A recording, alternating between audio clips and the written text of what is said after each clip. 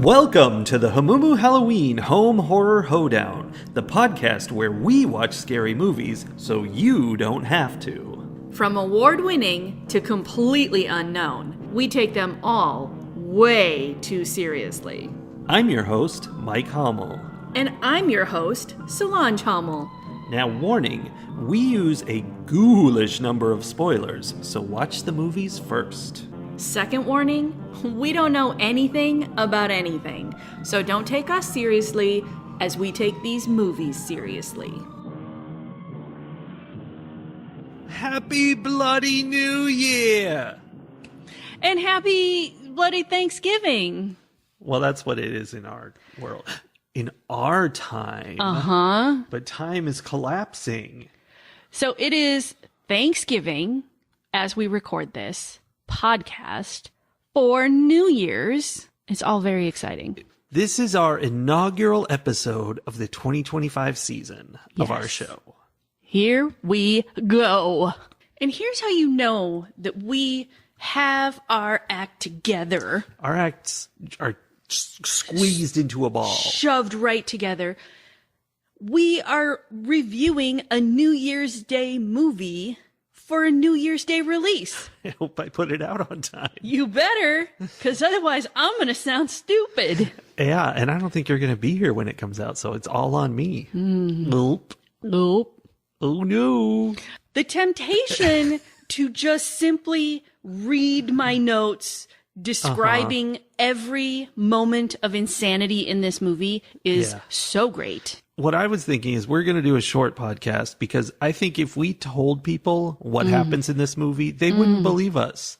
They'd be like, you're just making stuff up to make it sound silly. Here's the thing. Like, y'all know I take notes because my memory is a sieve. When I take the notes, I try to just be like, okay, here's a thing. Like I write a line where I'm like, a new thing happened. And I try to kind of summarize like scenes or events that are happening, like one line so that I remember, oh yeah, there was this thing and then this happened. And then I can, that triggers my memory. I have 2 full pages, every line filled for this movie because every time you blink, some new huge not twist, but like something new is happening that's not related to the thing that just happened. Yeah, you could call it a twist. The beginning of this movie was mind-boggling because it takes that to level 37 out of 10. Because the movie opens with a girl at a New Year's party in the 60s getting pulled into a mirror. And you're like, ooh, that's magical. Smash cut instantaneously to these kids in the 80s hanging out at the fun fair, which then proceeds into this battle with thugs. At the merry-go-round. Yeah, which turns into driving a car through a building. And then a car chase where they're pulling the guys off their car and flinging them around. And then they get in a boat. And the boat sinks. Immediately sinks, so they have to swim to an island where they find a hotel, and then all the haunting. Yeah. I mean, that all of that was like 10 minutes. Yeah.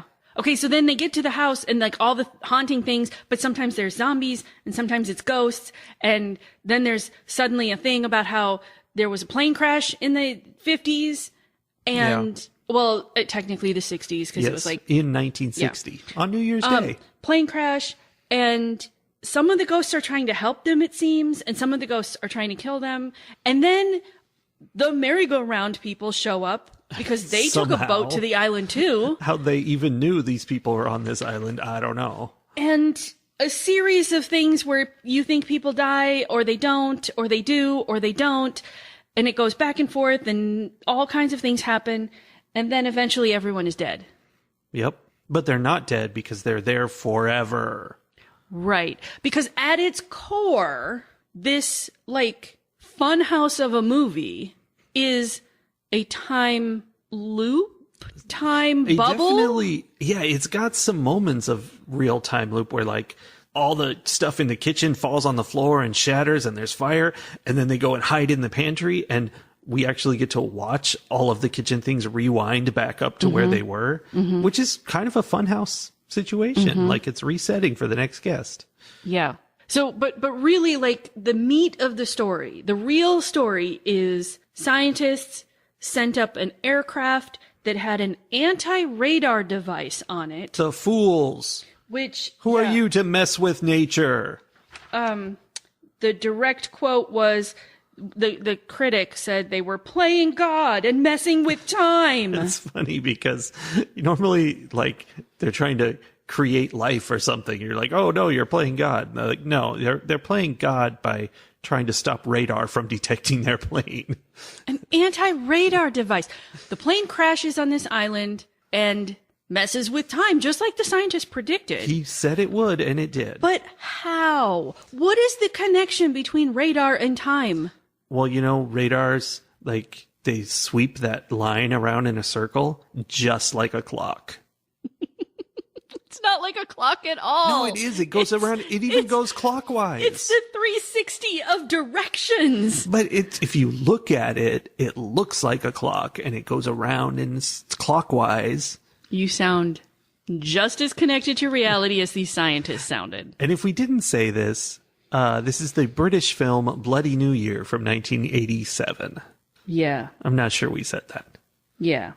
But, okay. So that's just as coherent as the movie. That's roughly what happens in this movie. Yeah. Okay. So what were the pieces that you most were like wanting to talk about? What does this movie inspire in your podcast reviewer heart? The number one thing for me, I think this is something you aren't even going to come near. Okay. This is straight out of Mikey. This movie was inspired by / ripping off the Evil Dead movies.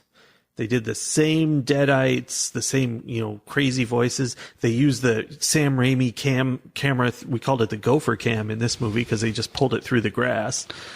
And it just everything, even the smash cuts super fast and the craziness of it. They thought that they were doing Evil Dead, but they didn't quite know how. When is Evil Dead from?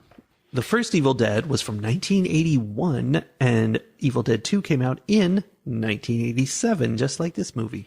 So the first one had come out, and they were like, "I like what I like what he did here. I like this style." Let's hope he doesn't come out with another one this year.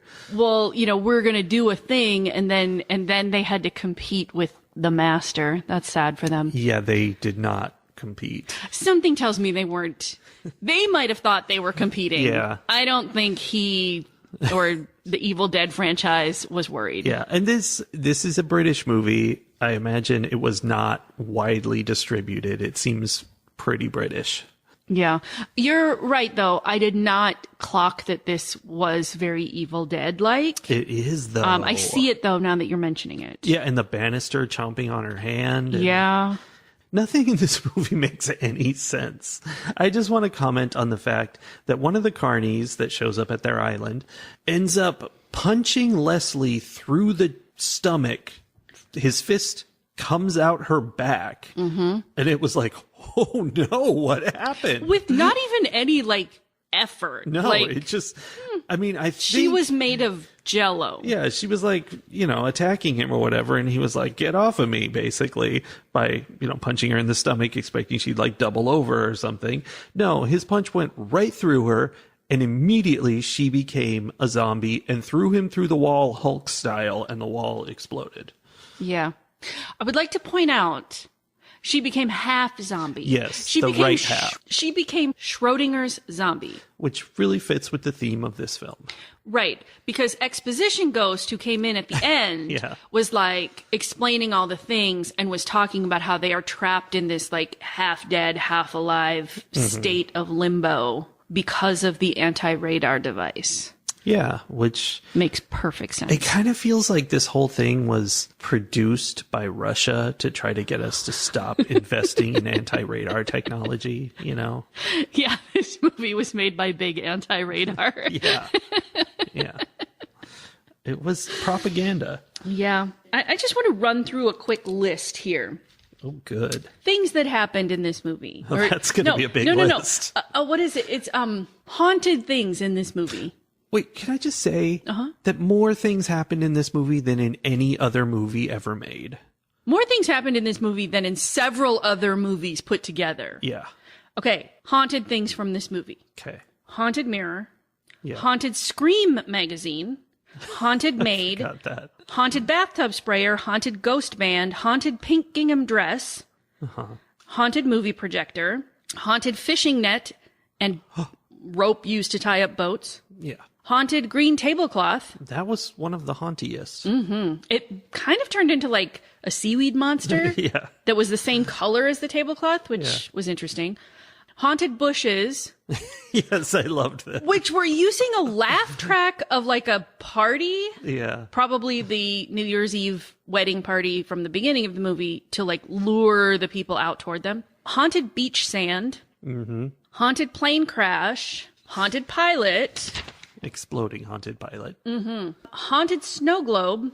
Haunted forest path.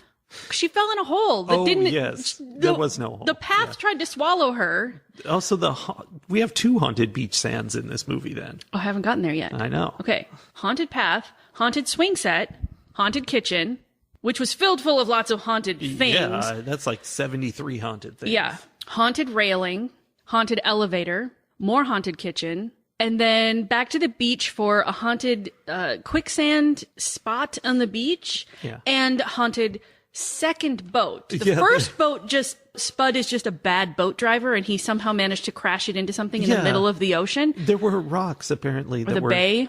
way up there, Yeah. even though they were out in deep water. Well, except they said they were out in deep water, but then it took them like 3.5 seconds to get to shore. So, Everything in this I don't movie know. took 3.5 seconds. but the second boat, the one that the carnival men used to get to the island that Rick and Carol were going to use to escape, Yeah. immediately swallowed Carol whole. Yeah, she was just sloop. Yeah. So, yeah, a lot of haunted things in this movie. There were so many, and that was the big problem with the movie, is that at no point does any of this make sense. Like they had this idea that time was being warped basically, and that could have led to some really interesting things, and that was obviously the basis for the whole idea of the haunting. But then warped time does not make a tablecloth a seaweed monster. No. Doesn't make you fall in quicksand. Doesn't make your maybe the eagle at the end of your railing Yeah. come alive and try to eat you. Yeah. It doesn't turn people into zombies or make confetti fly out of their stomach. Right? I don't know. I think they had like a concept and then they were like, I don't know, it would be scary if this happened. And they were wrong, by the way, about that. Oh, yeah. No, this was not a scary movie. This was a hilarious movie. Yeah. I belly laughed several times, mostly when people were dying. Yeah. And this is the movie that you watch when you and your friends are, having a hangout and just want to like scream at the television about how stupid the people on TV are. Yes, we definitely had fun watching this. And, that's entertainment for you. It doesn't have to be good. It's often better when it's not good to a certain extensiveness. Yeah. You got to get it just right in the right spot. Yeah.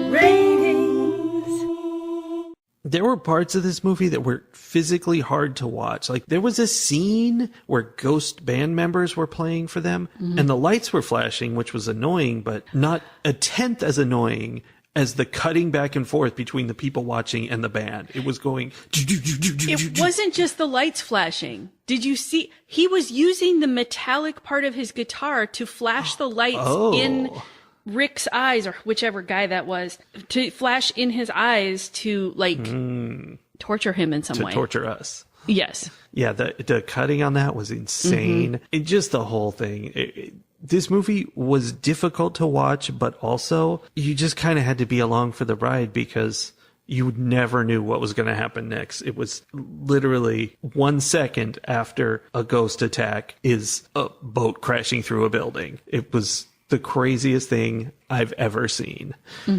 And that was fun. It was also terrible. So I'm going to give this 2 upside down pirate ships out of 5 because I enjoyed it, but it was real bad.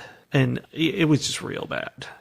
Yeah, this was bad, but it was fun. You should watch it. It's a 2 recommendation. recommended to, a positive to. Yeah. Yeah. I can't stop thinking about how this is a knockoff Sam Raimi movie now. Mm-hmm. And if you like Sam Raimi style, Evil Dead style movies. I do. I know. And you want a spoof of that almost? Yeah. That's what this movie was. And what's funny is I'm not overly fond myself of the Evil Dead movies. Oh, no. But I like the airplane version of the Evil Dead movies. This was so nuts.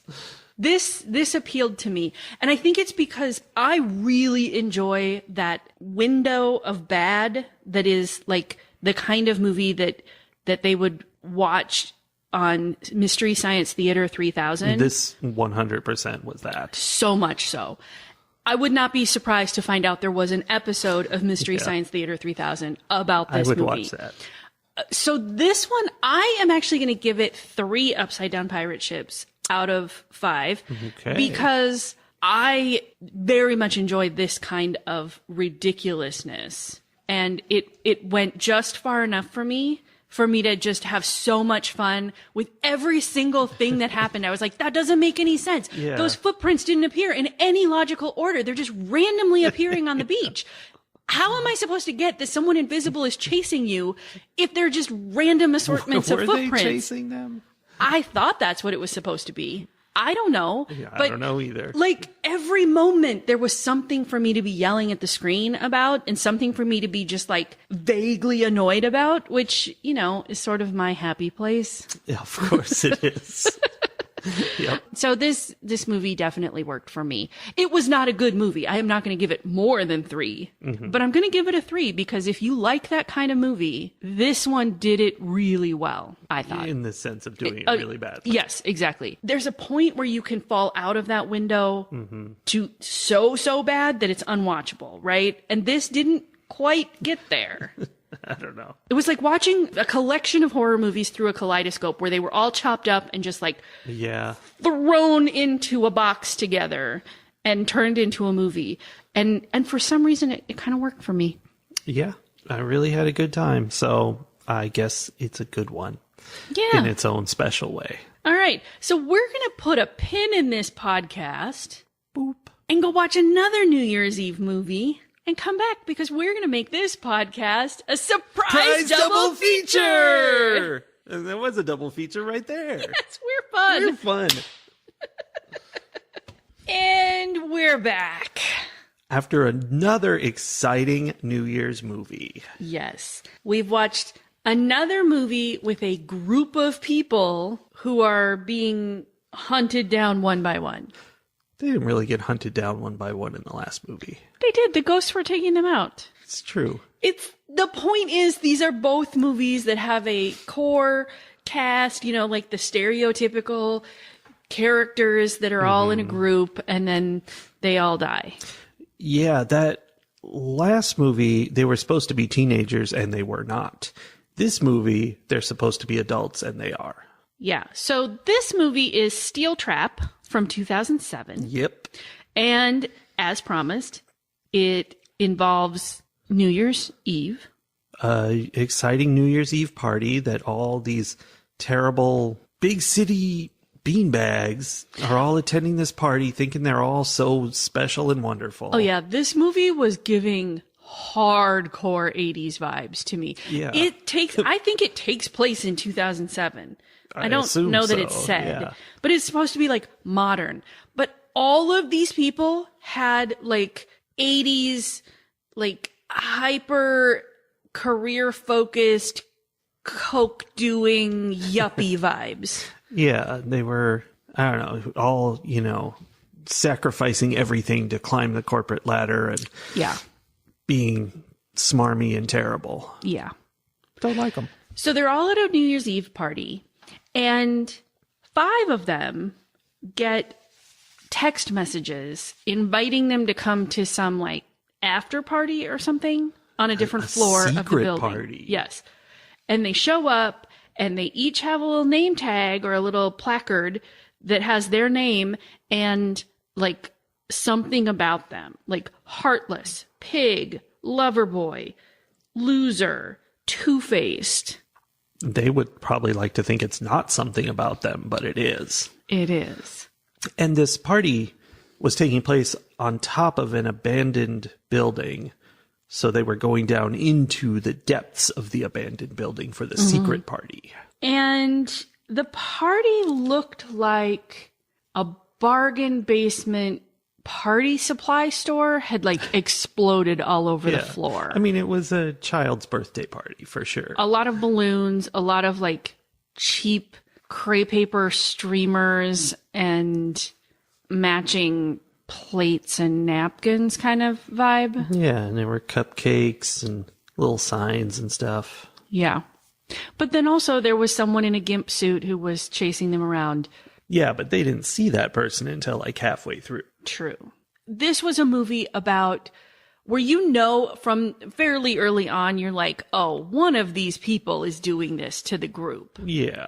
And you're trying to figure out which of the people it is. You know, it could be that it's a third party, but it's somebody who like, you know, they're all connected to very obviously, like they all were responsible. One of them didn't approve the insurance claim on that person's death. Right. And the other one hit them with a car. And one was the judge who like let that guy get off. And that movie happens a lot. And this was definitely one of those where they're being attacked and nobody knows, you know, everyone's like, I don't know what's going on, but you know, at least one of them is lying. Yes. And one of them was. It was one of them. It's true. Although there was the little red herring of like, haha, it was a surprise person that we didn't know anything about and we had never heard of and had no reason to know existed. But it wasn't actually that person. The person who was doing it was just trying to. No, it wasn't. Oh, wait, maybe I don't know which person you're talking about. So she stabs the guy wearing the gimp mask, and it was her number one fan, but he wasn't the one doing it. I mean, she was doing it, and he was blaming her. He was working with her. Was he? Yeah, because he was wearing the suit. There was definitely teamwork involved here, and she was around a lot of the times when things happened. Yeah. Okay. Well, I mean, I know that she had tricked him to be there. I wasn't sure if he like really knew what he was doing. He seemed he not would do anything for her because he was her number one fan. Yeah, and then she very quickly like there was this little like, haha, look, it was my number one fan. Just kidding, it was me. It did not last more than 10 seconds. Yeah, she took that back real hard, and then there was purpose to it because in the end, her plan was that he would get arrested for having done this, and she was just a poor innocent victim. So it was well planned. That she would just happen to be the sole survivor. But see, that's where I don't understand that I don't feel like he was truly working with her because then he would have given her up. He would have been like, no, she hired me to do this. And instead, I think her plan was to like somehow. But he was dead. Oh, right. Dead people don't talk, Sully. But he wasn't as dead as she thought he was. Did you fall asleep for that part? I didn't fall asleep. Lies. Much. Yeah. I didn't. You were in and out a lot at the end of this movie. No, I woke up for the end after we ran around the house a bunch. Okay, but no, you say that, but here's the thing. Did you know that she stabbed him and then later while she's monologuing about all the reasons she killed all the people, that then he sneaks up behind her and attacks her again? What? Uh-huh. Uh-huh. Wait. You were sleeping more than you thought you were. No, I saw that. I thought that was the last of the guys. Because there were two guys, Robert and somebody who I couldn't tell apart, Adam, who I couldn't tell apart. Oh, no, Adam died really early on. Yeah, so whichever one was left must be Robert and Wade. I don't care about Wade, because Wade was right there. Yeah. That's no problem. But Robert and Adam looked the same and were the same personality. And so the one of them had just been left to die in the jail cell somehow. Listen. Wade smashed his head into the floor repeatedly. Mm-hmm. And then I thought that was him and he had gotten up and come and gotten her. That's who I thought that was. No. I was not that I was asleep. It was that I was confused. He was wearing the mask, wasn't he? No, it was his face was visible. Oh, yeah, his face was visible. But he was wearing the rest of the outfit. Well, yeah, he was wearing black, just like Robert and Adam both were wearing the entire time. No, I'm pretty sure that it was the biggest fan because she still at the very end was like, makes sense. was telling Wade, like, you killed one of them too. Like, Yeah. she was not taking credit or she didn't know. I could be wrong about it, but I'm pretty sure. That makes sense because I was like, why is he capable of attacking her when he's been bludgeoned in the head? I mean, he had also been like gut stabbed. These people ran around with gut wounds really a lot. Yeah. A lot. Although they're yuppies. One of them did realize, I think. Yeah, one of them got hung up like a side of beef. Yeah. Wade got hung up like a side of beef and he had been gut stabbed. And I think he was the one who was like, I mean, I'm gonna die. Like, he was very aware that, like, I have a mortal wound, even though I'm not dead now. He had an arrow in his leg, too. Oh, yeah. I mean, that they pulled out. Yeah, which is always a mistake. There's a lot going on. Not like the last movie. This was reasonable, but I mean, I still had trouble following it. Yeah, because I was asleep. It was nowhere near as chaotic as the last movie, but it did have a lot of different things happening. Because, like, each one of the people who got murdered because they bullied her in high school or whatever, died in a way that was, like, cleverly tied to the nickname or the descriptor that she had given them. So yes, cleverly. Yes, this was a very, very well thought out plan of attack that this woman had clearly been working on for like the last 20 years. Yeah, it was one of those things where, like, there's no way she could have planned these things to happen. They just did. Like, they escaped in a way and climbed down an elevator shaft to another floor. And apparently that was all part of her plan because when they arrived, she was set up waiting for them with, like, a crossbow. She was cleverly manipulating them the whole time. She wasn't waiting for them. Her number one fan was waiting for them. So see, he did some work there. Yeah, he did. Yeah. So at what point did you realize who the actual bad guy was? And were there other people that you were convinced were the ones who were doing it? There were times when I thought Nicole was behind it because she disappeared at one point and she was like, I don't know, more scared than everybody else and totally useless. Yeah, she seemed like she was behaving in a manipulative way. Mm-hmm. But she wasn't. I don't know that I really thought Kathy was an issue. Oh, that was the other one. Pam, the evil TV executive. I thought maybe she was responsible at one point just because she was crazy, clearly crazy. So, you know. Why was she crazy? I don't know. Aside from just being super desperate for the stuff. For the, popular people to work with her. Yeah, that's why. She seemed crazy. Okay. There were two different points where I wrote down Nicole is behind this. See, it was Nicole all along. That's the big twist. It wasn't Nicole. No, after the movie. No, it's wasn't. Nicole. But there were two times where I was like, okay, it has to be Nicole. Because she was saying, she had the dumbest lines. She did. Okay, so many things that I wrote down. I'm not happy. Yeah. And I just realized I'm not good in a crisis. And here's where I was like, she has to be the one where she's she's acting so afraid that she decides that she comes up with the only possible solution. Maybe we should just kill ourselves. Yeah. What? She specified though that they should kill themselves before the killer can kill them, so that they're deprived of their joy. I fully expected her to follow that up with, here's a gun, you go first. Yeah. Like, what? Yeah, that would have been a good move for the perpetrator. Yeah, she ended up having her heart cut out of her chest and stuffed in her mouth. She was heartless. Yeah, because she stole that girl's boyfriend back in, like, middle school. Yeah. I mean, Kathy it was a big nuts. grudge. Like, it was very clear at the end. Like, this was not a reasonable thing. This was not someone who had a real, like, understandable vendetta. This was someone who was broken in middle school and never got over it. Yeah. and now is retaliating. And as she said, killing people is better than living well when it comes to revenge. Yeah. Okay. Because he suggested that living well is the best. Yeah. He's like, no, I think killing people. Yeah. Isn't living well the best revenge? No, killing people is better than that. Like, okay. It's pretty solid as revenge goes. She flat out says by the end of the movie, she's like, yeah, I'm crazy. Like, what do you want from me? Well, and then there's the interesting twist is one time we see her show. She's a star of a cooking show. We see it on a TV screen just briefly. And her little intro where it's like, hey, I'm Kathy and welcome to my cooking show. She looks completely insane. Yes, she did. Completely.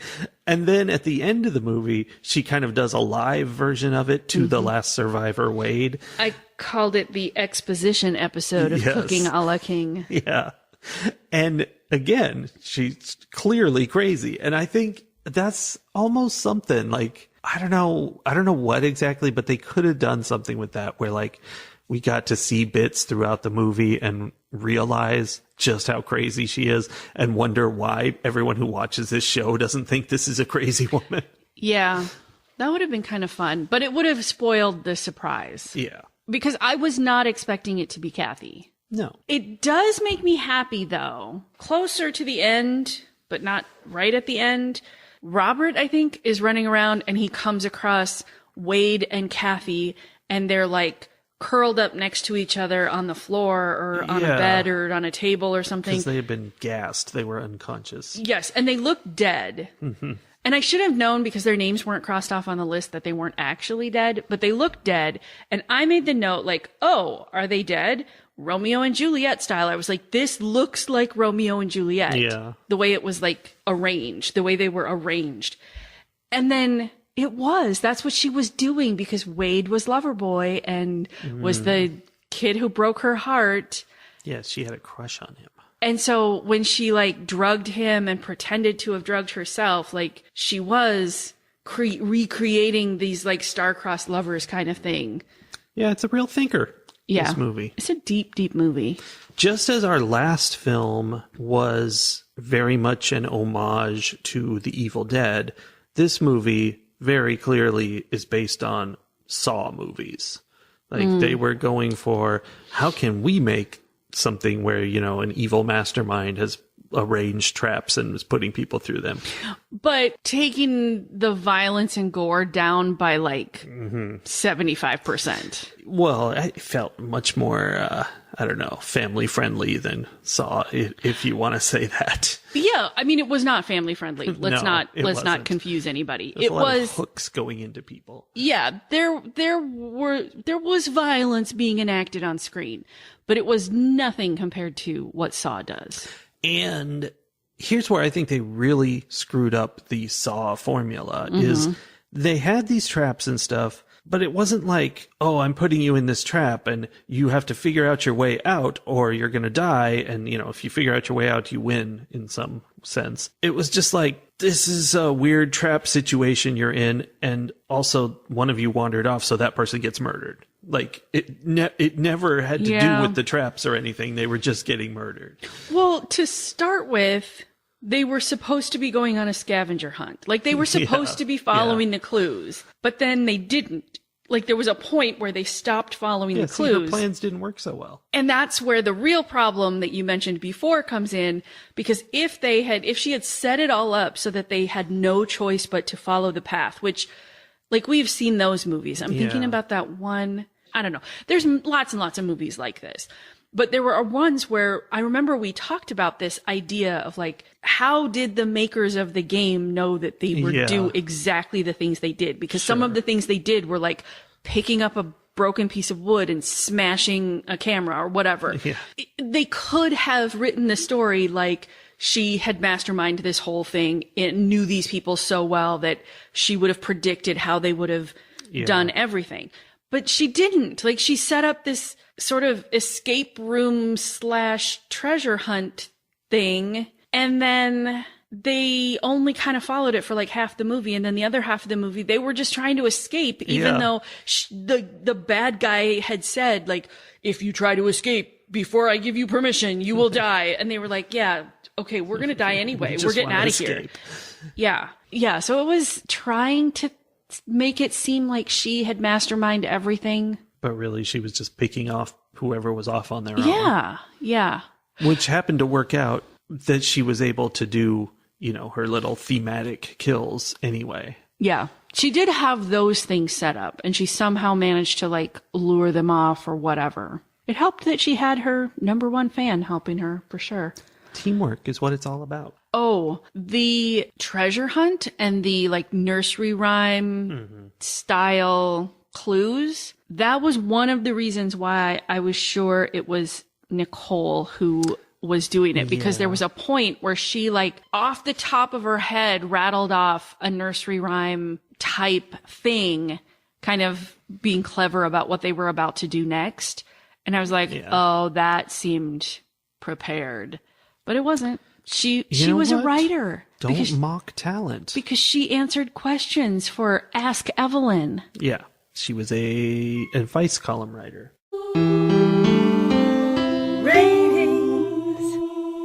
I think the story of Steel Trap is better than the story of Bloody New Year.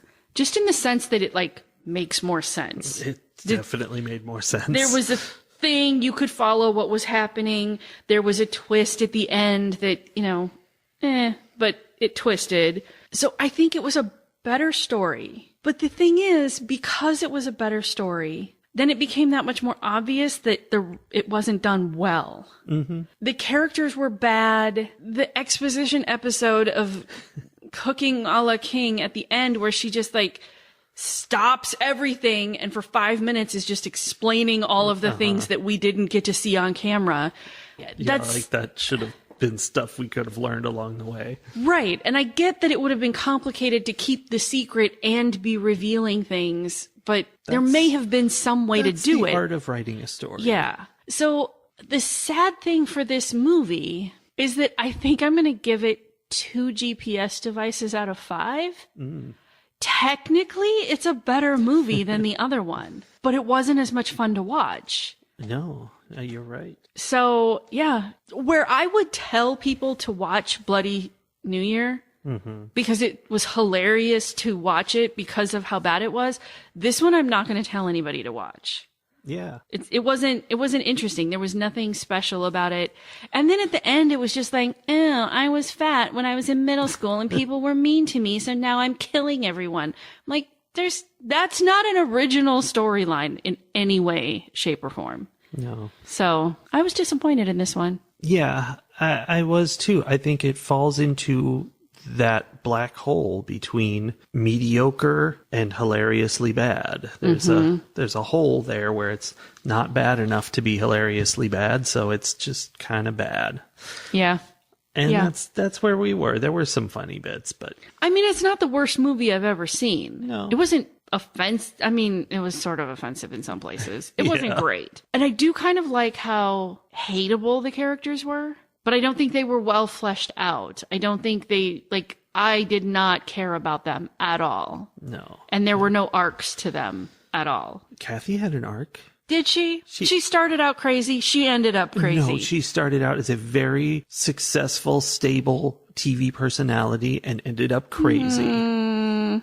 As far as we know. Okay. This puts me in a bit of a pickle because I feel like this movie probably deserves a 2, but I accidentally gave Bloody New Year a 2, and I'd much rather watch that. I mean, they can be 2s for... They can get the same score for different reasons. Yeah. I think this is probably worth 2 GPS devices out of 5. It's not terrible, but that's the problem with it. It's just right in the empty valley. It's across from the uncanny valley. It's the kind of story that AI would write if you plugged in a bunch of information about how, like, people seem to like movies with traps, escape rooms and a twist at the end and a medium-sized cast of stereotypical characters, and let's make it happen on a holiday. I will say they did a better job of wrapping it up than Netflix's AI does on their movies. That's true. But that doesn't make it good. Yeah. Fight the horror of a world gone mad. right. Well, here's the thing, guys. We took a break from talking about politics on this podcast for a little while, and that was really nice.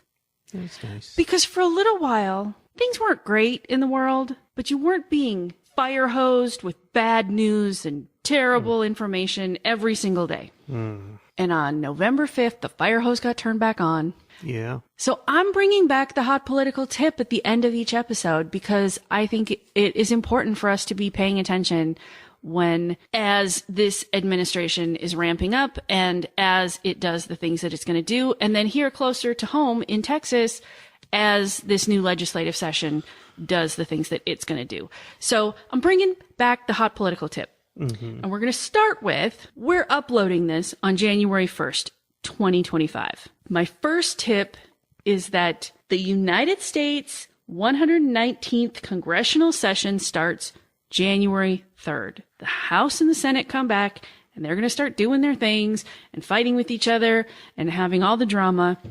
And it's important that we be paying attention to what's going on, especially since everything is controlled by one side. And that means there aren't a lot of checks and balances in our system. So that's coming. And then here in Texas, the 89th legislative session starts January 14th. And same thing. We need to be paying attention because they are going to start doing things. And they're going to try to do them fast. And they're going to try to do them without anybody paying attention. So January 3rd, January 14th, it's time to start paying attention again, you guys.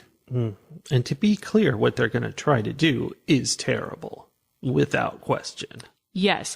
At both levels, I fully believe that they are trying to systematically break down the way our government works and break it in a way that they can do some pretty scary fundamental changes to how our country works.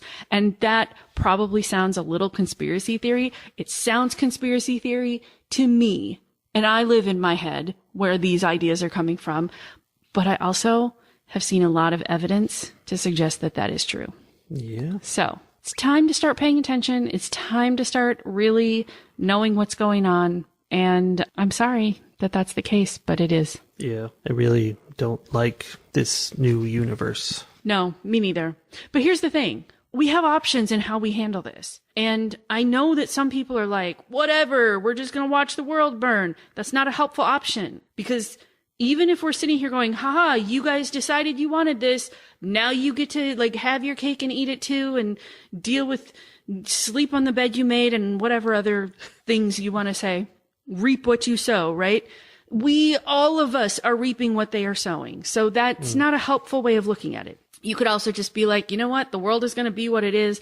I'm just going to go wander in the woods or look at my flowers or bury myself in fiction or whatever distraction you have. Me personally, it's watching D20 on Dropout.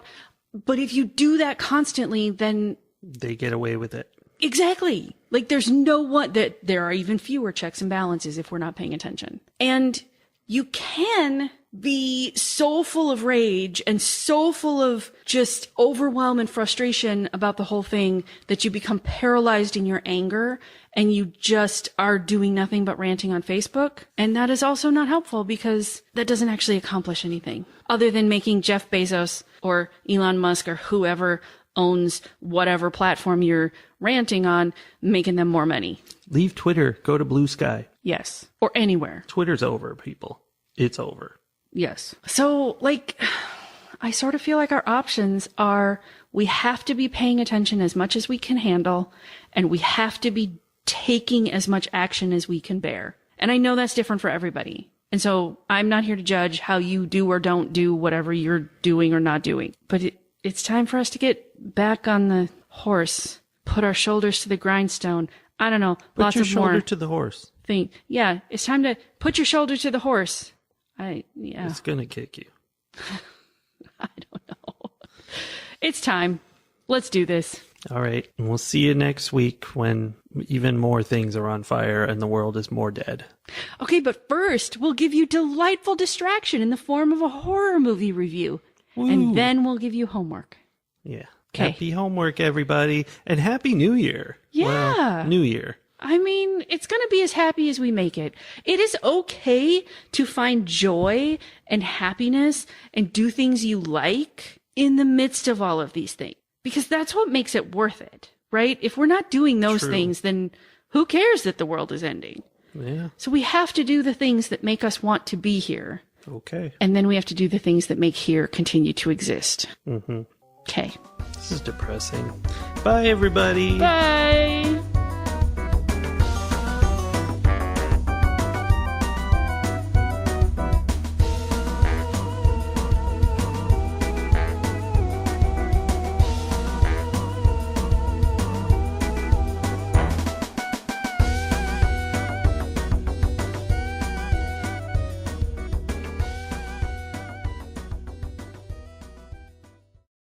A surprise double header!